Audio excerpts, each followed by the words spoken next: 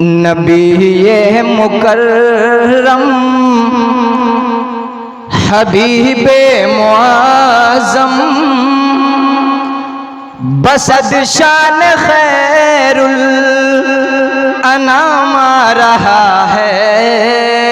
नबी ये मुकर्रम हबीबे मुआज़म बसद शान खैरुल अनाम आ रहा है। फलक से मलक आ गए हैं ज़मीन पर, खुदा का दुरूद सलाम आ रहा है। फलक से मलक आ गए हैं ज़मीन पर, खुदा का दुरूद सलाम आ रहा है। और मुअत्तर मुनव्वर फरिश्तों के लब पर यही था तराना बसद आशिकाना के मुअत्तर मुनव्वर फरिश्तों के लब पर यही था तराना बसद आशिकाना। मुबारक होए आमना भी तेरे घर, रिसालत का माहे तमाम आ रहा है। मुबारक होए आमना भी तेरे घर, रिसालत का माहे तमाम आ रहा है। और ये शेर खास करके इमाम हुसैन से जिसको मोहब्बत है, इंशाअल्लाह ये शेर सुनेंगे तो आप खामोश नहीं बैठेंगे। कि जो ज़ैनब ने पूछा ये क्या हो गया है, तो शबीर बोले अभी सो गया है। जो ज़ैनब ने पूछा ये क्या हो गया है, तो शबीर बोले अभी सो गया है। जो ज़ैनब ने पूछा ये क्या हो गया है, तो शबीर बोले अभी सो गया है। इसे मत जगाना, इसे मत उठाना, ये पीकर शहादत का जाम आ रहा है। इसे मत जगाना, इसे मत उठाना, ये पीकर शहादत का जाम आ रहा है। नबी ये मुकर्रम हबीबे मुआज़म बसद शान खैरुल अनाम आ रहा है। इस नात में बहुत सारे अशार हैं, मैं मुलतवी करता हूँ। अब आता हूँ अपने टॉपिक की तरफ। आई हैव रिसाइटेड द आयत शरीफ ऑफ द होली कुरान व अम्मा बिनिअमति रब्बिका फहद्दिस।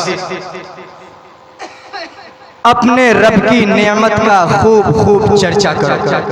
अल्लाह तबारक व तआला कुरान में इरशाद फरमाता है, अपने रब की नेमत का खूब खूब चर्चा करो। अब तक जितनी भी तकरीर हुई आपने बगौर समात किया, लेकिन नबी सल्लल्लाहु तआला अलैहि वसल्लम की तख्लीक कैसे हुई अभी तक किसी ने इसका तज़किरा नहीं किया।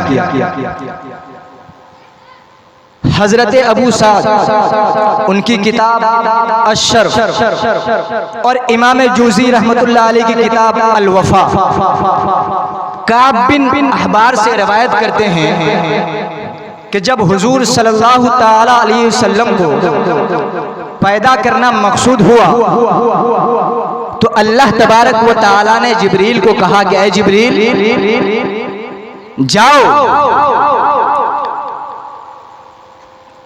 जहां जिस जगह मिट्टी का दिल है वहीं से मिट्टी उठा कर लाओ। जो जमीन का दिल भी है और नूर भी है और उसमें रौनक भी है, उस मिट्टी के उठा कर लाओ, फिर उसकी तख्लीक की जाएगी। तो हजरत जिब्रील अलैहिस्सलाम आसमान से फरिश्तों की झुरमुट पर नीचे आए और वो मिट्टी उठाकर लेकर गए। जब वो मिट्टी ले गए तो उस मिट्टी को एक आसमान, दो आसमान, तीन आसमान, सातों आसमान पे फरिश्तों की झुरमुट के साथ जिब्रील लेकर जा रहे हैं।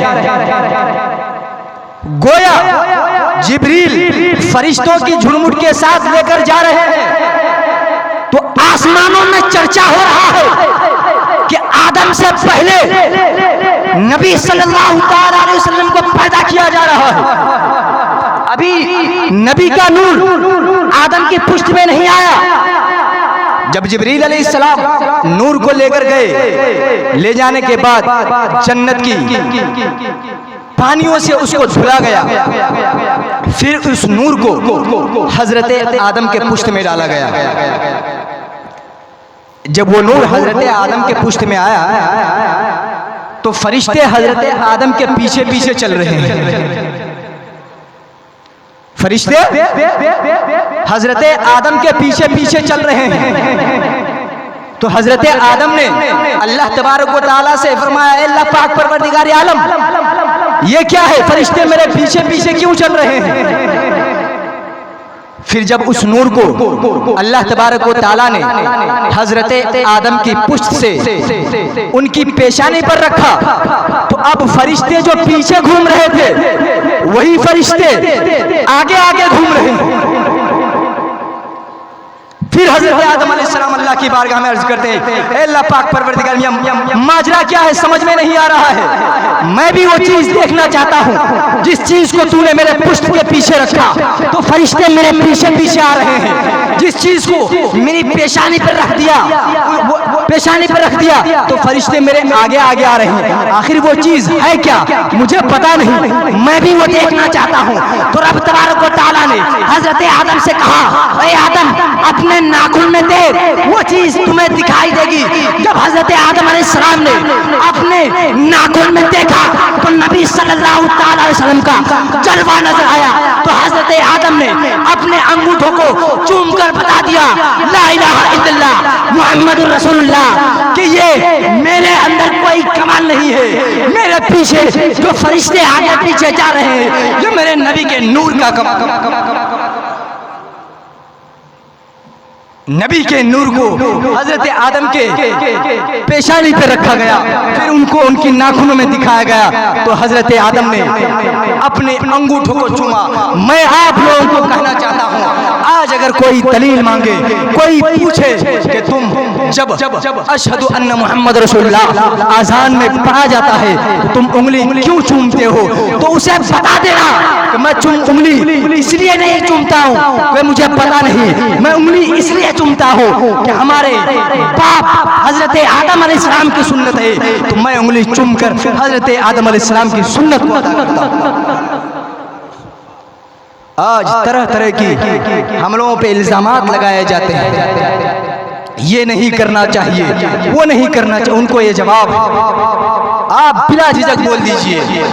और मैं तो कहता हूँ, जैसे इमाम राजी का कौल आपने मौलाना साहब बयान किया था, इमाम राजी का जब मौत के नज़ा का वक्त करीब आया तो शैतान उनको भटकाने के लिए आ गया। जो बताइए, आपने इतने साल तक इबादत और रियाजत किया, क्या खुदा को पहचाना, क्या खुदा को जाना? तो इमाम राजी हक्का भक्का हो गए। मैं क्या जवाब दूं? फरिश्ते बार बार पूछते रहे। तो इमाम राजी अपने पीर की तरफ नजमुद्दीन कुबरा रहमतुल्लाह अलैह की तरफ इशारा करते हैं, ए मेरे पीर साहब अब आप ही बताइए मैं इसे क्या जवाब दूं? इमाम राजी ने 360 दलीलें दे दी थी खुदा की वहदानियत के बारे में, लेकिन शैतान फिर भी बाज ना आया। फिर भी उससे पूछा कि बता तूने खुदा को पहचाना कि नहीं पहचाना? तो जब उन्होंने अपने पीर की तरफ रुख किया तो उनके पीर ने कहा कि इमाम राजी तू क्यों नहीं कह देता कि मैं बगैर दलील के खुदा को एक मानता हूं? तो उसी तरह अगर आपसे कोई मिलाद के बारे में पूछे, जुलूस के बारे में पूछे, जलसा के बारे में पूछे, झंडा के बारे में पूछे, तो आप बिला झिझक जैसे इमाम राज़ी ने जवाब दिया था उसी तरह जवाब दे दीजिए कि मिलाद मेरे नबी ने मनाया था इसीलिए हम मना रहे हैं।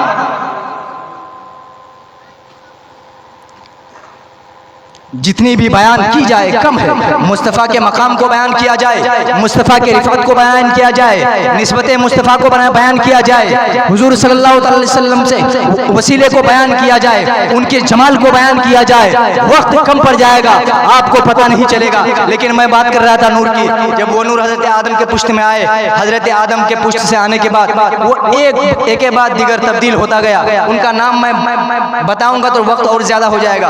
उनसे हज़रत नूर मुंतकिल होते हुए आखिर में वो नूर हजरत अब्दुल्ला के पुष्ट में आ गए। जब हजरत अब्दुल्ला के पुष्ट में आ गए तो हजरत अब्दुल्ला ने हजरत आमना से शादी की। शादी करने के बाद अब वो नूर हजरत आमना के पुष्ट में आ गई। वो जब वो नूर हजरत आमना के पुष्ट में आई तो हजरत अब्दुल्ला, हजरत आमना अब हमल से हुई तो हजरत अब्दुल्ला चले गए कि मैं जा रहा हूँ, कुछ दिन के बाद मैं लौट कर आऊँगा। जब हजरत अब्दुल्ला अपनी बीवी को छोड़कर तिजारत के लिए रवाना हो गए। और क्यों रवाना हुए? उस वक्त मक्के का रिवाज था। रिवाज ये था, कोई बच्चा पैदा होता था तो लोग खुशी मनाते थे। तो हजरत अब्दुल्ला इसीलिए गए थे कि वहां से जाऊंगा, कुछ मालो असबाब लेकर आऊंगा, ये बच्चा पैदा होगा तो उसकी खुशी के लिए इंतजाम और इंतजाम करूंगा। लेकिन जब हजरत अब्दुल्ला गए तो जाने के बाद 1-2 महीने का अरसा गुजर गया। फिर वहां से जब वापस आए तो मदीना मुनव्वरा के करीब आए, वहां बीमार हुए। बीमार होने के बाद उनका इंतकाल हो गया। अब उनकी बीवी घर में रास्ता तक रही है कि मेरे शोहरे नामदार गए हैं, वो आएंगे, उनकी आस तक रही है। लेकिन इनको पता नहीं कि उनका इंतकाल हो गया। फिर कुछ 2 महीने के अरसा गुजर, 2 महीने वक्फा गुजरने के बाद खबर आती है कि हजरत अब्दुल्ला जब तिजारत करने के लिए गए थे तो वहां से वापस आने के टाइम बीमार हुए और उनका इंतकाल हो गया। तो हजरत आमना के कानों तक ये खबर आई तो हजरत आमना के आंखों में आंसू जारी हो गए। हजरत आमना रोने लगी लेकिन किसी को बता नहीं रही। लेकिन हजरत अब्दुल मुत्तलिब जैसे ही देखते हैं उनकी आंखों में आंसू, तो हजरत मुत्तलिब की आंखों में आंसू भी, हजरत मुत्तलिब की आंखों में भी आंसू आ जाते हैं। हजरत अब्दुल मुत्तलिब आने के बाद सहारा देने लगती है, कहे आमना तुम्हें परेशान होने की जरूरत नहीं, तुम्हें रोने की जरूरत नहीं। अल्लाह तबारक व तआला ने जो नूर तुम्हारे पुष्ट में रखा है वो नूर दुनिया में लोगों को सहारा देने के लिए आया है। अगर आज तू रोएगी तो तू रो मत, जो दुनिया को सहारा दे सकता है वो तुम्हें भी सहारा देने के लिए, तमाम दुनिया को जो सहारा देने के लिए आया है आमना, वो तुम्हें भी सहारा देगा। तुम्हें रोने की जरूरत नहीं। आखिरकार वो लम्हा मुअस्सर हुआ, वो लम्हा बेदार हुआ बहुत सारे क़िल्लत व हसरत के साथ। जब हजरत आमना के घर विलादत हुई, विलादत होने के बाद पूरा घर नूर से जगमगाया गया, रोशन हो गया। हजरत अब्दुल्ला खुशी के मारे मक्का की तरफ, खुशी के मारे काबा की तरफ गए। काबा की तरफ जाने के बाद काबा में अल्लाह का शुक्र अदा किया कि अल्लाह पाक परवरदिगार आलम, तूने मुझे इतना बेहतरीन और इतना खूबसूरत पोता अता किया है कि जिसकी मिसाल मैं देने से कासिर हूँ। लोग तारीफ कर रहे हैं, मैं क्या उसकी मिसाल दूं। जब हजरत अब्दुल्ला खाना काबा में गए तो खाना काबा में लोग जाकर शिकायत करने लगे। क्या शिकायत करने लगे? कहे अब्दुल्ला लोग शिकायत कर रहे हैं कि तुम्हारी बीवी के शोहर को इंतकाल हुए, अभी 2 माह भी नहीं हुई है, लेकिन तुम्हारी बीवी खुशबू लगा रही है। लोग शिकायत कर रहे हैं कि तुम्हारे घर में खुशबू महक रहा है। आखिर ऐसा कौन सी ऐसी शरीयत है कि 2 महीने के बाद तुम अपनी हुजूर सल्लल्लाहु अलैहि वसल्लम अब्दुल्ला के माँ को सेंट लगा रही है, आखिर ऐसा क्यों? हमारे शरीयत में ऐसा नहीं है, क्यों खुशबू लगा रही है? उसको मना कीजिए। हजरत अब्दुल्ला के हजरत अब्दुल मुत्तलिब के कानों तक खबर गई। हजरत अब्दुल मुत्तलिब को लोग बुरा भला कहने लगे, तो हजरत अब्दुल मुत्तलिब आए और अपनी बीवी से पूछने लगे कि बताओ, मैं ऐसा ऐसा सुन रहा हूँ, आज तक मुझे किसी को कहने की जरूरत, किसी ने मुझे एक जुमला तक भी नहीं कहा, लेकिन आज सुनना पड़ रहा है, सुनना पड़ रहा है कि हुजूर हजरत अब्दुल मुत्तलिब, हजरत अब्दुल्ला की जो बीवी है, उनका शोहर इंतकाल होने के बाद वो खुशबू लगा रही है, आखिर ऐसा क्यों? जाओ पता करो, वो खुशबू लगा रही है। हजरत अब्दुल मुत्तलिब की बीवी गई पता करने के लिए, तो पता करने के लिए जब गई तो हज़रत आमना ने पूरा वाक़या बताया उनको, ऐसा ऐसा मेरे पास कुछ नहीं है। फिर हज़रत अब्दुल मुत्तलिब की बीवी वहाँ से आई, आने के बाद शोहर नामदार का हाथ पकड़ के लेके गई कि चलिए, मैं इसका जवाब नहीं दूंगा, आप खुद चलिए। जब हज़रत अब्दुल मुत्तलिब गए, पूछने लगे कि मक्का मुअज़्ज़मा के जो लोग हैं वो हमें तोहमत लगा रहे हैं कि तुम्हारी जो अब्दुल्ला की बीवी है, ज़ौजा मोहतरमा, वो खुशबू लगाती है, हमारे शरीयत में ऐसा नहीं है, क्यों लगाया जा रहा है? हज़रत अब्दुल मुत्तलिब जब गए तो हज़रत अब्दुल मुत्तलिब जाने के बाद हज़रत अब्दुल्ला की बीवी हज़रत आमना उनके हाथों को पकड़ती है और कहती है कि देखिए, क्या आपको लगता है कि मैं खुशबू लगाई हूँ? आप सुन कर देखिए, पता कर देखिए, लेकिन आपको पता नहीं चलेगा कि मैं खुशबू, मैं खुद दंग हूँ, ये खुशबू कहाँ से आ रही है। लेकिन जब हज़रत अब्दुल मुत्तलिब ने हज़रत आमना के पैरों के मिट्टी को लिया, लेने के बाद सुनने लगी तो वो मिट्टी खुशबूदार होने लगी। वो मिट्टी इतना महक रही है कि भाईरानों परेशान अब्दुल मुत्तलिब हो गए कि आखिर ये क्या माजरा है। तो पता चला, मालूम हुआ कि नबी के घर में जो बच्चा पैदा हुआ है वो बच्चा खुशबूदार पैदा हुआ है। उस बच्चे को जिससे निस्बत हो जाएगी वो दुनिया में भी खुशबूदार बनता हुआ नजर आएगा और आखिरत में खुशबूदार बनता हुआ नजर आएगा। आप बताइए, और पैदा होते ही उनके वालिद गुजर गए, तो वालिद गुजरने की बहुत सारी हिकमतें हैं। वालिद गुजरने की भी बहुत सारी हिकमतें हैं। मैं एक हिकमत बयान करके बस गुजर जाना चाहता हूँ। एक हिकमत ये कि दुनिया में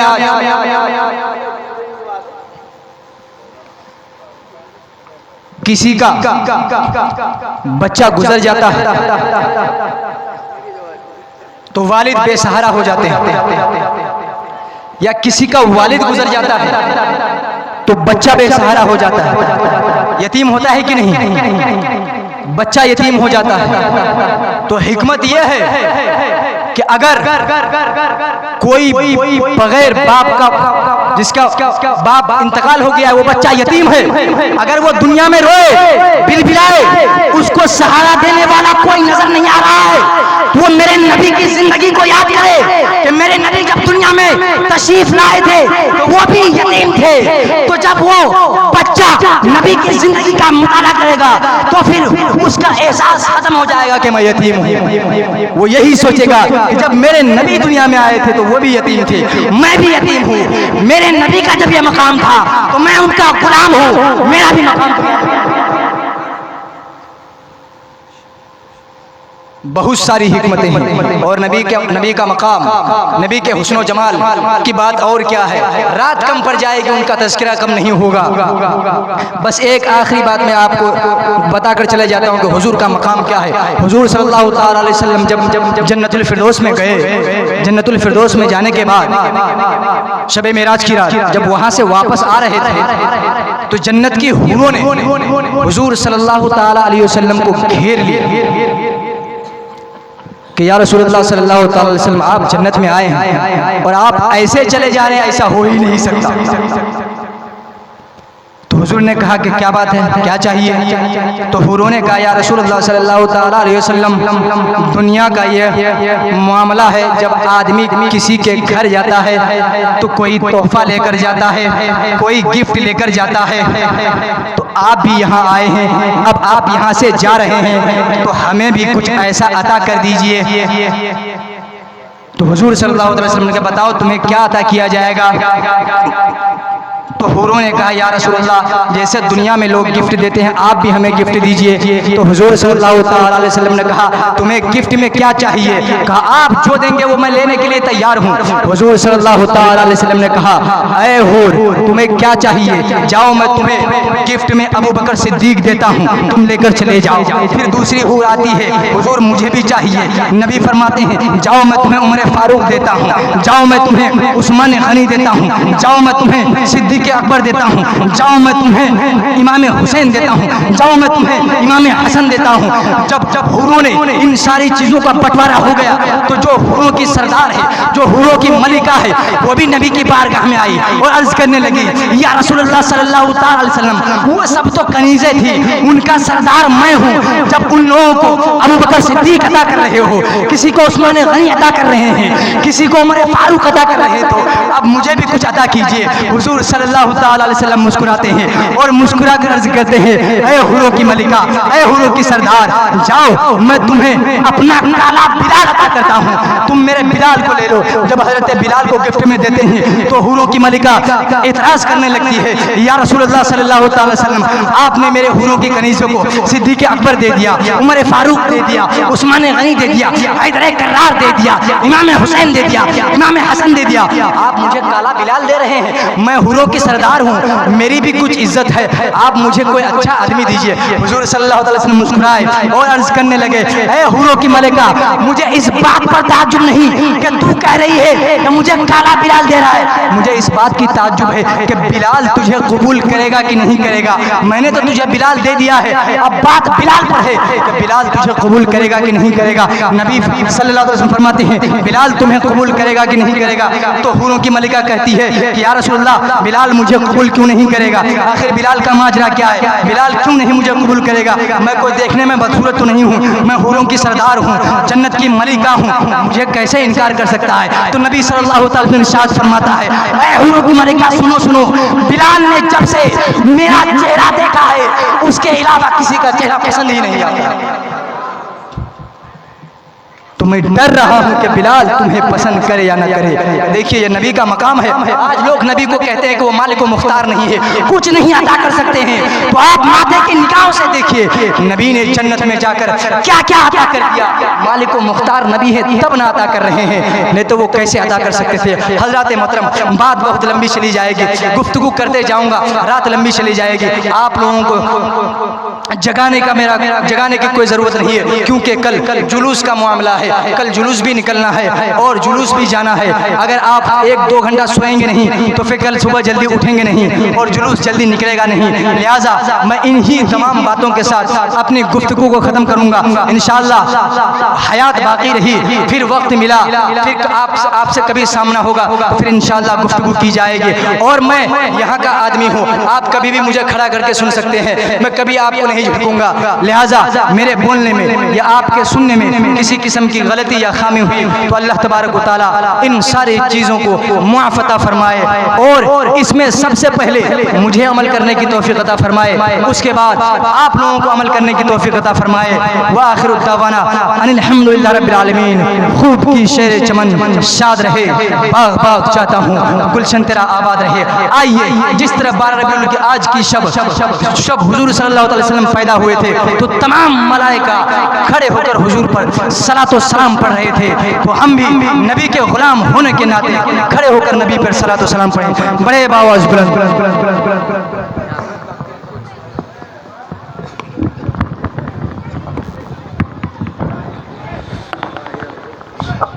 ऐ शहंशाह मदीना सलातो व सलाम, ऐ शहंशाह मदीना सलातो व सलाम, ज़ीनत अर्श मौला सलातो व सलाम। मोमिनों पढ़ते रहो तुम अपने आका पर दुरूद, मोमिनों पढ़ते रहो तुम अपने आका पर दुरूद।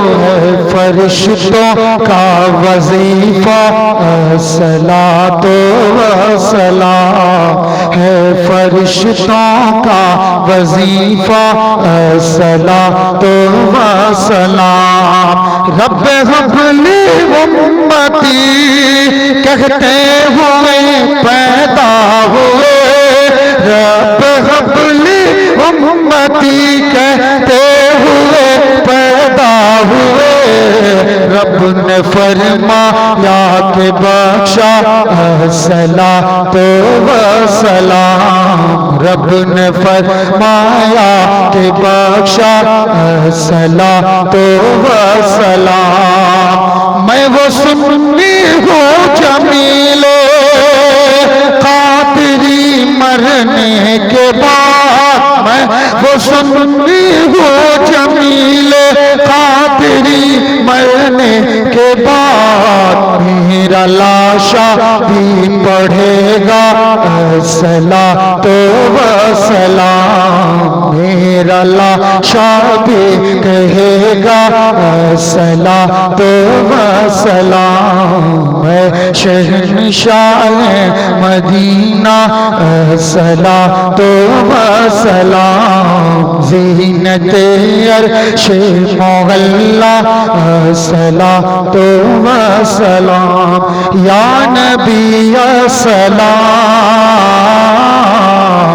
या नबी सलाम, या नबी सलाम, या नबी सलाम। मुस्तफा जान रहमत पे लाखों सलाम, मुस्तफा जान रहमत पे लाखों सलाम। शम्ह बज़ में हिदायत पे लाखों सलाम, तुम पे लाखों सलाम। या नबी सलाम, या नबी सलाम। दूर नज़दीक के सुनने वाले वो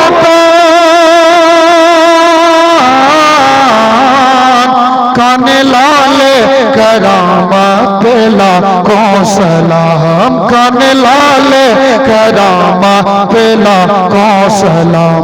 काश महशर में जब उनकी आमद हो, काश महशर में जब उनकी आमद हो, भेजे सब उनकी शौकत पे लाखों सलाम, तुम पे लाखों सलाम। या नबी सलाम, या नबी सलाम, या नबी सलाम, या नबी सलाम। मुझसे खिदमत के कुदसी कहे रज़ा, मुस्तफा जान रहमत पे लाखों सलाम, मुस्तफा जान रहमत पे लाखों सलाम। डाल दी कल्बों में अज़मतें मुस्तफा, डाल दी कल्बों में अज़मतें मुस्तफा। सैयद